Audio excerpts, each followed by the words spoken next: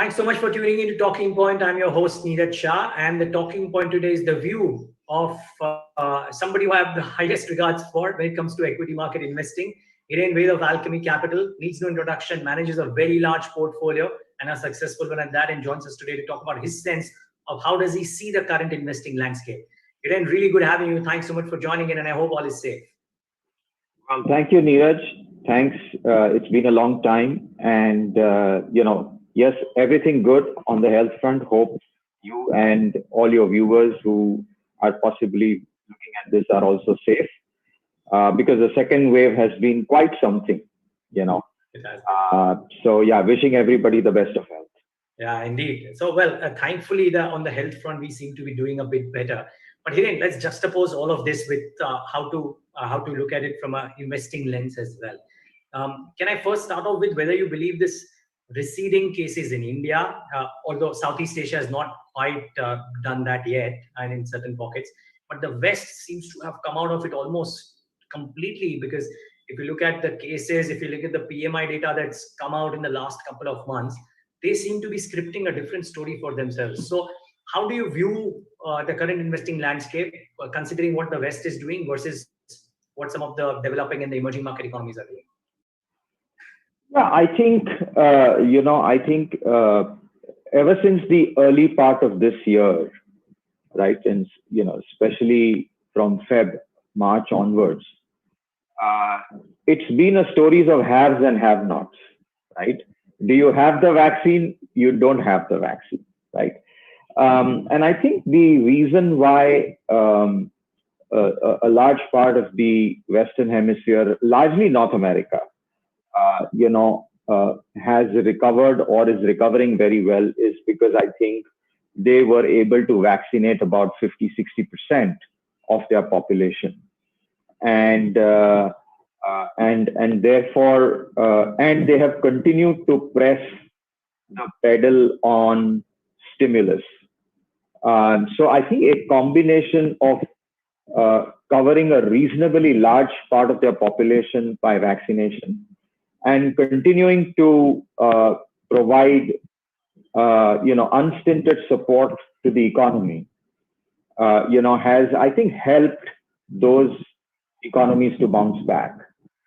I think in some of the Southeast Asian countries, I think, given the fact that we, access to vaccines has not been very easy, so you are always susceptible to several bouts of the COVID surges, and then you have to resort to lockdowns because maybe many of these countries may not have the best of health infrastructure. And frankly speaking, for the order of magnitude of this health crisis, I don't think any country's health infrastructure was designed, for something like this.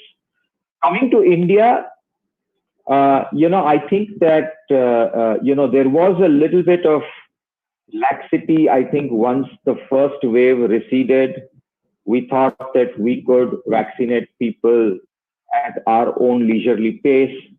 But I think the second wave was very vicious and caught us kind of unaware and unprepared, so to speak.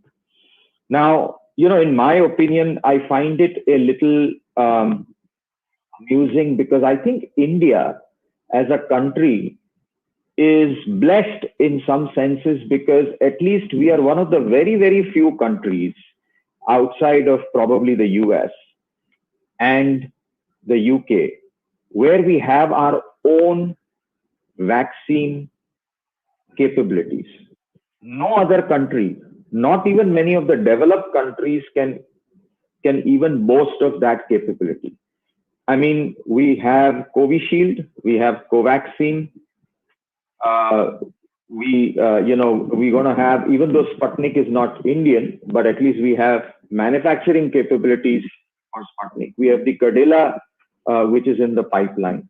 How many countries can talk about having an indigenous vaccine development and manufacturing capabilities? So I think that, in my opinion, though, we always kind of stumble sometimes, eventually we get it right. And I think now hopefully, there will be a massive ramp up in capacity. And I'm told that by June and July, the supply shortages for vaccines will, will kind of abate. And once that happens and we start to vaccinate a large part of our population, I think then we can say for sure that a durable economic recovery can truly start. So you don't believe that this relativity would come to bite on a relative basis, come to hurt India, because the West is already screaming the PMI numbers, as I said, and India is not as yet. So do you think that it's a matter of weeks and then investing fraternity might start viewing India in the same prism, that they seem to have gotten over the hump, and now it's just normal economic parlance at play? I think in many senses, Neeraj, it's already happening. Right? I mean, what happened was that as the second wave surged and our number of cases went up to 4 lakh plus, if you saw the numbers, we had FII selling happening, right? So people receded, foreign investors receded from our markets. And as soon as the numbers peaked and have started to come down, the money started to flow back in, right? So I think that, markets and investors are way ahead in the game. So they are not going to wait for the actual economic activity to start. They look at leading indicators, and their leading indicators was the net new number of cases that we as a country were adding. The moment that slope started to go downwards, the investors have started to position themselves, right? And I mean, look at it, right? I mean, I think it was yesterday, PVR came out with results. It was a loss, but the stock didn't fall. The stock was actually up 1%. So that tells you the psyche of investors, that they are now looking beyond the impact of the second wave that many of these businesses would have had. And they are willing to bet on a recovery thereafter today, right? Again, this is very counterintuitive to what all of us thought even last year, right? I mean, massive lockdowns, great uncertainty, and the markets kept rising in the face of uncertainty. Again, during the second wave, people got very cautious. Yes, there was a bit of a correction. I mean, some of the financials and some of the consumer discretionary names of the kind of sectors which are in the firing line of COVID, did correct a bit, but there's no catastrophic meltdown of any sorts. In fact, the markets just had a little bit of a tremor, and then we are back up again. So I don't think that, to be fair, during that period, when we were still experiencing the second wave, India actually was one of the worst performing markets. So in some senses, we did get penalized for where we were and what our situation was. And now I think we are just playing catch up, in my opinion. Yeah, it did show in the months of May, right? How the Nifty and the Nifty Bank did vis-a-vis the rest of the world. Exactly. But now, so Hiren, my question is now maybe moving on from relativity to the absolute views, right? The big corner talk about yields, rates, and taper. Now, you can argue that yes, it's almost virtually impossible to figure out what the central banks would do with the yields. But I think there's a section of the investing community which believes that maybe the Fed's hands would be forced. And if we see Sweden, UK, Australia, New Zealand have spoken about it, and maybe the US central bank would need to start preparing the script, if not actually do it. Do you think that could come back to bite equity markets, or the unlock theme might actually just help us tide over? Neeraj, I think that a lot of wise macro people have time and again kind of warned us of this risk that the kind of, and I was watching the video of Stanley Druckenmiller, right? And he did mention that the Fed has just swung to the other end, providing unprecedented levels of stimulus to the global economy. And at some point in time, they would have to at least start talking about actually reversing their very loose monetary stance. Now, I think will that impact the equity markets? I think so. It will, because markets always move on incremental rate of change of any trend, right? So the trend right now is that you continue your massive liquidity stance. On top of that, they're also providing a massive fiscal stimulus, right? And at what point of time will they even start to think about withdrawing? Will it have an impact? I do think it will have an impact. It's very difficult to figure out how deep that impact would be. But I'm assuming, again, if you go by previous cycles, that you could have the economy still doing very, very strong, right? Because if the economy is strong and the growth is strong, then the impact could be relatively temporary, right? Having said that, again, we don't know, how much of the bond buying or they're going to reverse. But usually what happens is that when something like that happens, there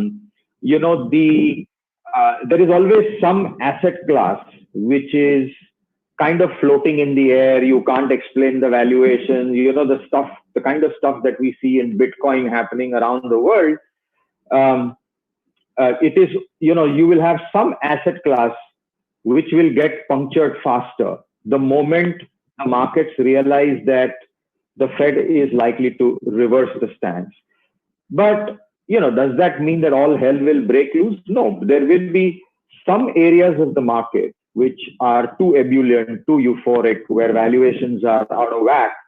And those tend to get punctured very quickly. Yes, there is a little bit of collateral damage across the board, but some of those tend to bounce back if there is a clear underpinning of growth, right? So some of that stuff can happen, in my opinion. But again, we are not macro experts. We are not global macro experts. We all learn from, what happens from previous cycles. So I don't want to say that they will or they will not. We just got to be very well prepared. And we got to see and look at our portfolios and say, do you own some of the stuff that you can't justify? It's all blue sky or, something like that. Luckily, we don't own any Bitcoin, so we are fine. But yeah, well, that would be crazy if Indian funds started having that, because global funds are taking exposure. But Hiren, so that's my question. With the markets at where they are, right? I mean, give or take a few hundred points, very close to 16,000 on. Do you believe that in your portfolio, you would have stuff which is maybe priced to perfection, but a lot of other things are also seemingly priced to perfection, if you will, and therefore you continue to bet on your investments delivering growth and therefore holding them? Are you getting that sense? Because I hear it from a lot of people that markets are making me nervous as well for the first time in so many months. Is it making you nervous? No, markets aren't making me nervous at all, Neeraj. First of all, to get a sense of what is priced to perfection, right? I need to know what is perfection, right? I mean, what it implies is that you pretty much know with a reasonable amount of certainty that this is the earnings power or capability of the stocks of the companies that you own, and the price at which these are trading today justify that. Now, I think in some cases, especially I would say that again, it's difficult to generalize, but I think that typically what happens is that when you go through very difficult periods in the markets and in the macro, money gravitates towards certainty and very high quality. I mean, that's a given, that always happens. And that's what happened in 18, 19, when the meltdown in the small and mid caps happened in 18, and the various problems of, GST and the IL&FS crisis and, all of that we went through. Money just kept gravitating towards where there was very high quality and reasonably high visibility, right? Now, typically there is always a mindset, and when something continues to do well, you kind of try to teach your mind to say that this is what I'm doing is the right thing to do, right? But markets are never static, and the external environment is never static, right? So I think that there may be some segments of the market which you can say with reasonable certainty are priced to perfection, right? And therefore, they may not deliver the kind of returns going forward on a relative basis. Then let's say some of the sectors or companies which got relatively significantly impacted because of some of these issues that we saw in the economy. And we all know that the very hardcore industrial part of our economy, and if you look at the absolute profitability of many of these companies, the last absolute peak that they saw was probably in 11, 12. Whether it is heavy trucks, whether it is engineering companies, capital goods companies, I don't know when did the last cycle that they saw, when absolute profits were at a lower level, because, the top line, after that, we've seen a steady decline from 11, 12, 13, and all through the last few years. Now, many of these businesses are maybe coming out of a very long phase of a downturn and consolidation. And these are underinvested areas of the market. And also, in my opinion, in many cases, under-researched, right? I mean, so I think that it would be fair to say that you will find some areas which will continue to surprise you on the upside, right? And it has happened it started from Q2 earnings of last year, and Q3, Q4, there have been quite a few elements where there are certain sectors and companies which have continued to surprise you from the upside, right? So I think that I am not very worried about the markets. There are always some areas which are priced to perfection. Maybe those, I don't see that, you can eke out anything more from those sectors from a PE expansion multiple or a multiple expansion. So they may give you the kind of returns, assuming that their PEs don't contract. And I don't see why they may immediately contract unless cost of capital in India goes up dramatically. Then they will give you what the earnings growth will give you. But there are several sectors, in my opinion, where you can still benefit from a combination of a valuation uptick and an earnings growth cycle, which hasn't happened for many, many years now. So that's what I think. And I think on the overall market, the way I look at it is very simple, right? I mean, we tend to superimpose of what we see around us and try to see whether that's getting reflected in the markets. But the markets have their own language. And, I just say one simple thing. If so much bad news was thrown at the markets between last year and this year, and the markets are still not going down, then they're telling you something, right? And we need to respect that. So, and this is something that we have been seeing now for a long time, ever since the fall in March last year and the rebound in June, July to 10, 11,000 Nifty levels, people have generally felt, oh, this is too fast, too quick. There is a complete disconnect between the markets and the reality. And from that point, the markets have kept on climbing every wall of worry. Right? And then people thought, let US elections happen, there'll be volatility, I'll get in at that time. That never happened. Then people said, oh, let the budget come, there could be new taxes, there could be a COVID cess, we don't know, wealth tax. I don't know what all fears were there in people's minds. Let's wait for the budget, then we will get in.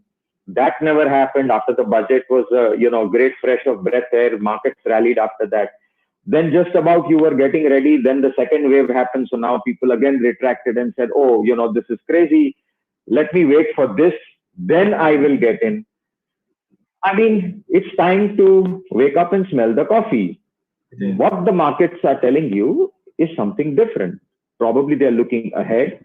And then we can keep ascribing reasons that, oh, this is all liquidity driven. Yes, you always need liquidity to drive any asset class. But I think the untold story of this rally in the stock market, in my opinion, is to do with how the corporate sector has responded to the COVID crisis.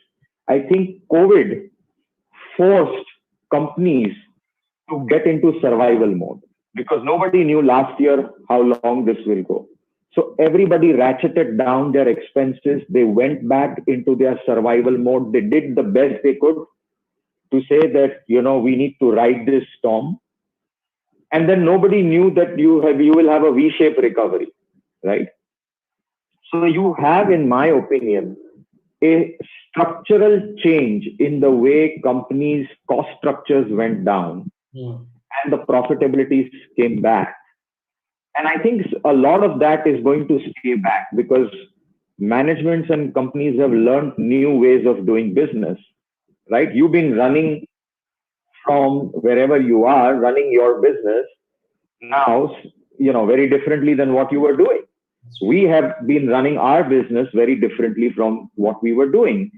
And, every business has thought through and had to reimagine their business and retool their business to cut costs, to improve productivity.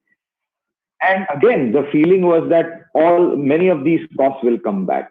And my bet is that only some of these costs will come back. Many will never come back. And, because when you keep seeing one crisis after the other, corporates will keep their cost structures very tight until they ride out this completely, by which time your profit growth would be much better. And that's, in my opinion, what the markets are reflecting.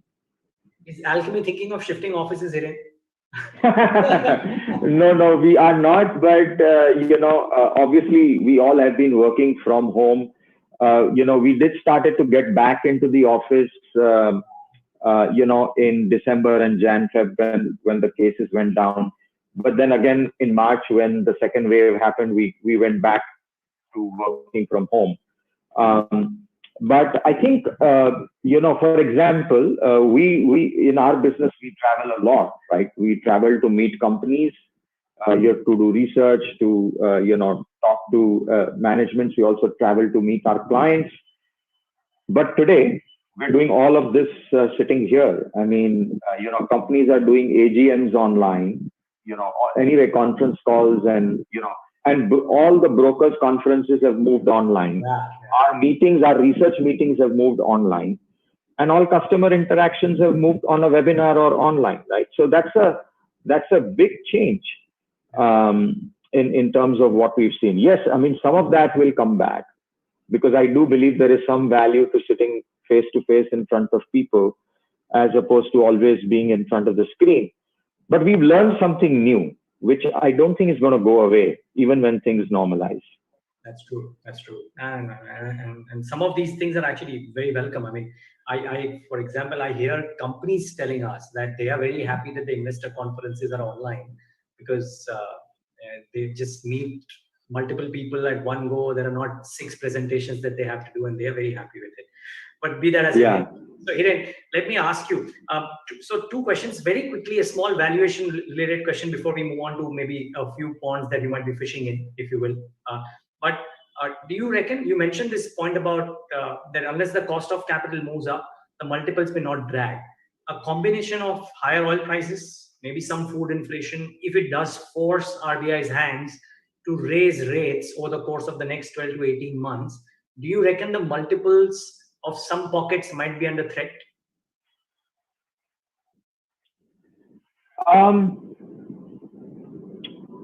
I think,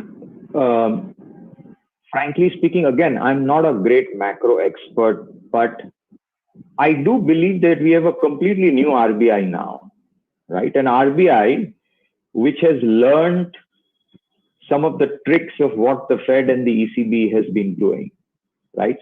What I see is that increasingly the Reserve Bank of India in India has not only been pro-growth, and which is understandable why, but is also ready to take a lot of unconventional steps that you typically only see the Western central banks taking. So they did something which was very akin to the Operation Twist that the ECB did, right? If you see some of the language that comes out after meetings, that almost trying to say we will do whatever it takes to support growth. Early this year, we started our own, what was called the GSAM program, which is nothing but basically, buying bonds, which is what the central banks are doing internationally, right? So my sense is that, yes, if structurally inflation goes up and if oil prices go up, will that constrain the RBI? It will, but the counter to that is that I think the RBI, in some senses, is also managing to keep the cost of capital or to manage the yields. It has many tools that, despite inflationary pressures and therefore not having the ability to cut rates, but it may still resort to a lot of unconventional measures to keep liquidity going and bond yields from spiking very dramatically, right? And the reason for that is because, given the extraordinary situation that we are in, the government is likely to run a large fiscal deficit. And they may not want the yields to spike and the cost of interest for the government to go up. And therefore, I think that there is a greater maneuverability that the central bank has to use unconventional tools to cool off interest rates, right? See, secondly, I think we need to differentiate that a lot of the stuff that we are seeing today is also because of supply side issues. Sure. Supply chains are not fully online. There are shortages here and there, and I think that's a lot to do with the kind of lockdowns that we have across states. Once those are lifted and the supply side responds to the pent-up demand and demand, some of those inflationary pressures could come off, right? But I think that will it get completely derailed? Like, are we going back to the days where interest rates were 8 and 9%? I don't think so. But can we go from sub 6% to 6.5%? Maybe we can. I mean, if there are, but that's not going to completely change the structure of cost of capital. We also have to understand that many companies, especially the bigger companies, I'm not talking about the smaller companies, but I would reckon that the top 100 companies in these countries have today, the capital markets are global enough that they can, even though if cost of capital in India is going up, they can go and borrow outside. Yeah. Right? They can go and raise capital, and reduce their cost of capital.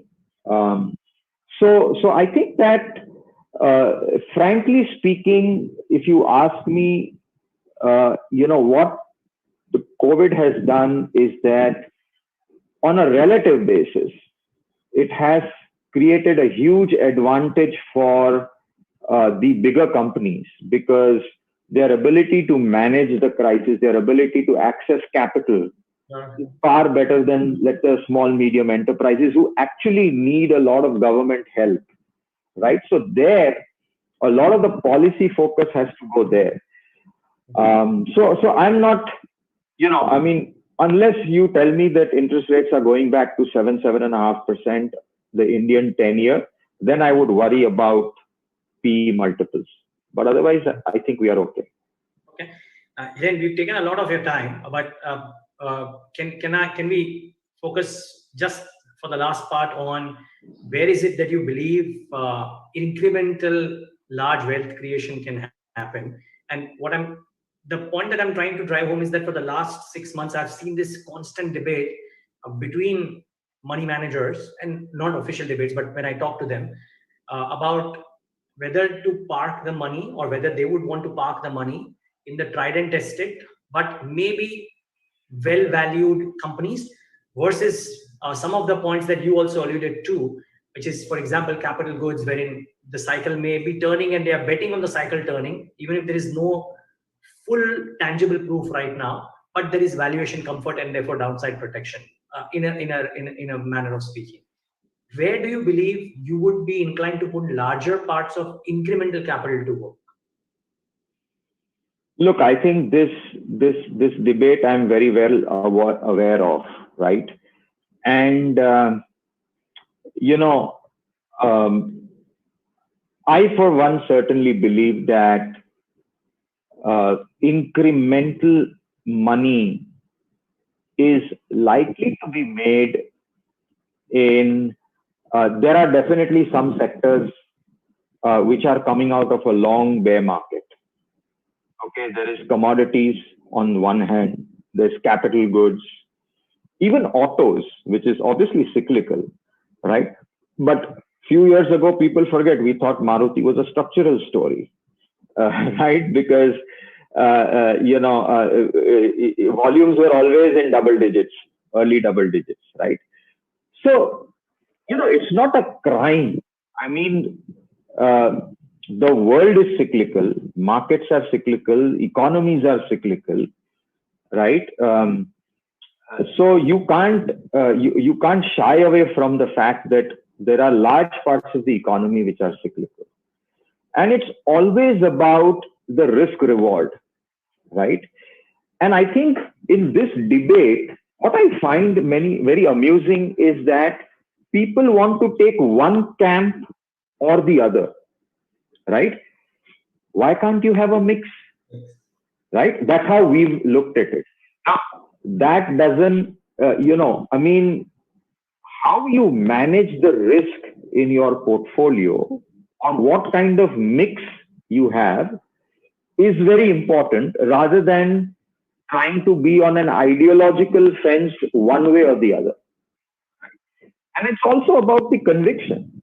I mean, at the end of the day, everybody has access to the same set of information.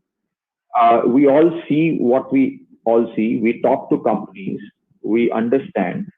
Now, I would say that within the tried, tested bucket, that's again a very broad bucket, there may be elements of companies where, things are likely to improve as the economy opens up, right? And therefore, we need to look at that and see whether we would want to invest in some of those areas. And then there are sectors which we have all forgotten for good now, like, whether it is metals or commodities or capital goods. I mean, people are now scrambling to do research on these companies because we've not looked at these sectors for a long period of time. And I think there are a lot of opportunities that are out there, auto ancillaries, because the auto industry itself last 3 years, pre-COVID, even pre-COVID, it was in a downturn, right? For various reasons. So I think that there is money to be made. And I think there is substantial money to be made if you look, and doesn't mean that if you are looking at an auto ancillary or a metal company, you're buying trash. Very well-run companies over there with very good capital allocation policies, which were there. It's the only fault of theirs was that the cycle was against them. And, many of these companies have actually deleveraged, have brought their cost structures down because they did experience growth. So they had to keep optimizing their cost structures, become lean, which is what exactly happens to any sector which is not in an upturn, right? So I think that this debate, first of all, I very clearly think that we should always have a very open mind. Just because you buy cyclicals or more economy-related sectors, etc., doesn't mean that you got to buy bad quality. You can still buy good managements with good capital allocation, with good balance sheets, but in a cyclical sector, right? I mean, so it's like it's not like good, the evil versus the good, right? It's all about where I see incremental returns, and do you, as a manager, believe that the cycle is turning? In my opinion, the cycle is turning. And I think the market showed its hand, in my opinion, the first time in August last year, when we had a broad rally. Because otherwise, in 18-19, the rally in the markets was very narrow, right? Only few large caps were driving numbers. And then from November onwards, we've seen the breadth of the market improve, and it continues to sustain. So I think the market's telling you something. So I, for one, very clearly believe that there is money to be made in sectors which are hitherto ignored. You can find good quality names with good managements, and if you get the cycle right, which I think we are in the early stages of that, there is a lot of money to be made. Okay. Absolutely.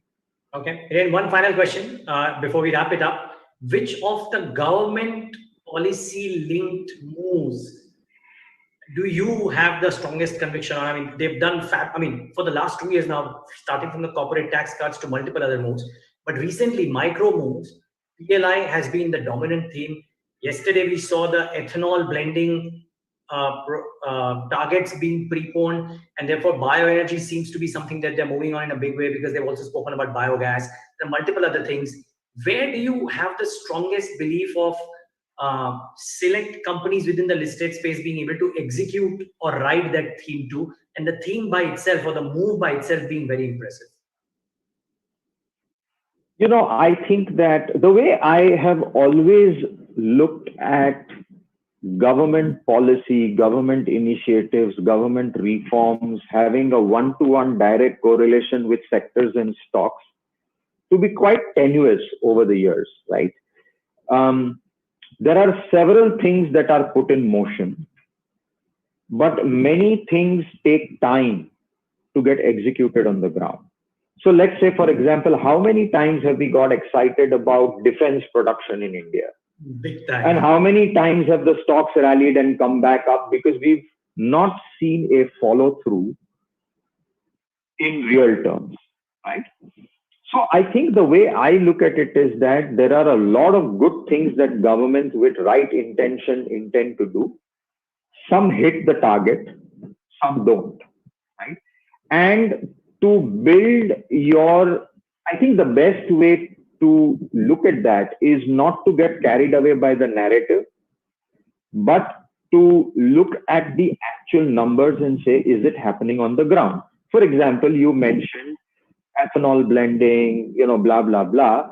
The proof of the pudding has to be, are sugar companies investing in ethanol capacity? Are capital equipment companies seeing their order books go up actually? That's the proof of the pudding. If you see some of those policy measures being executed on the ground, then I think that you're sure that positive impetus will flow through. So many of the PLI schemes, right? Now, I think the way I look at, I personally believe we're going to see a manufacturing renaissance in this country. For too long, India has grown on consumption and services growth. Now, that doesn't mean consumption will not grow, or you should not buy consumer stocks, or you should not buy service companies. But I genuinely believe that you will see some kind of a manufacturing renaissance in this country.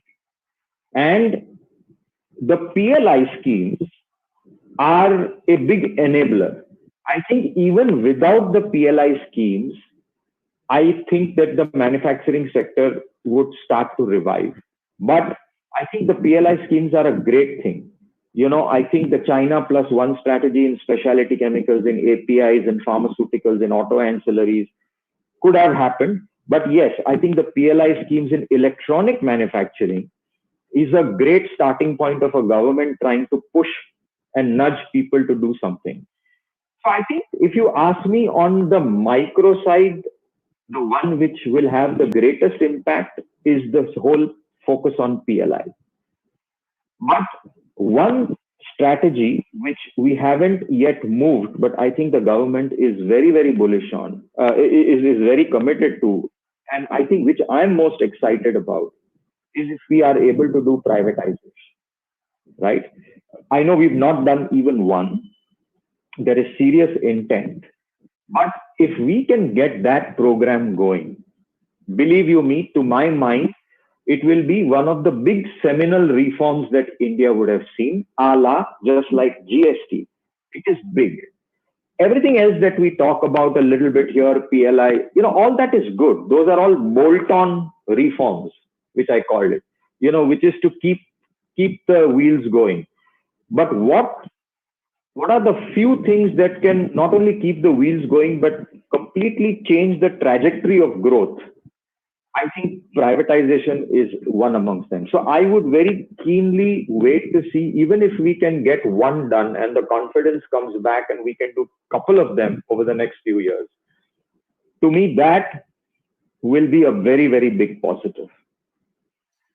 Cross fingers for all of that. But Hiren, thank you. It was lovely talking to you. It's been a while, but great dissecting all of these points. And thanks for taking the time and speaking to us on that. Oh, thank you so much, Neeraj. It was equally a pleasure. Thank you. And viewers, thanks for tuning into this edition of The Talking Point.